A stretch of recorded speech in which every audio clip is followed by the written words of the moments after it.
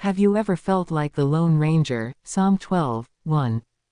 By Pastor John Frederickson. It was as a senior in high school that I heard, or at least understood, the gospel for the first time. God's grace not only changed my eternal destiny, it gave me a desire to do right, and totally embrace every truth in Scripture. Grace also gave me a burden to see others saved. But the truth is that, as I attended a secular high school, I often felt like the Lone Ranger. I was the only real Christian in a host of hostile lost people. One experience epitomized such a feeling. In a class discussion about evolution, I was the only one in the room who believed in, and stood up for, biblical creation as explained in the Bible. Of course, student and teacher alike ridiculed me. In that, and other instances, I was the Lone Ranger. If you've ever felt like you were the Lone Ranger too, you and I are not alone.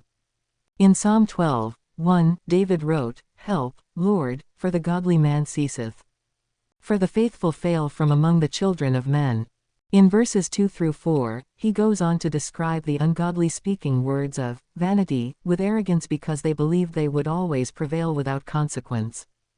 Chapter 14 goes on to explain there were many who were fools in their hearts and said, "There is no God." 14, 1.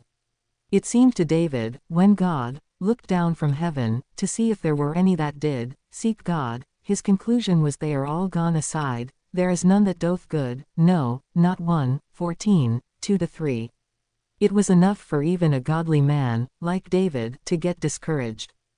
How was David to get through these conditions without succumbing to utter defeat?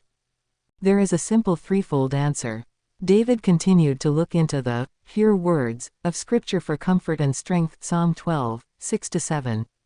All of Psalm 73 describes David's struggle with envy over the wicked that prospered.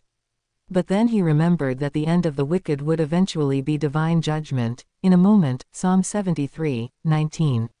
Finally, David realized, "In thy the Lord's presence is fullness of joy." Psalm 16:11. These simple but profound truths comforted and strengthened David, and remembering them can do the same for you. The next time you get discouraged by the overwhelming ungodliness of our day, remember these things that enabled David to continue on the right path.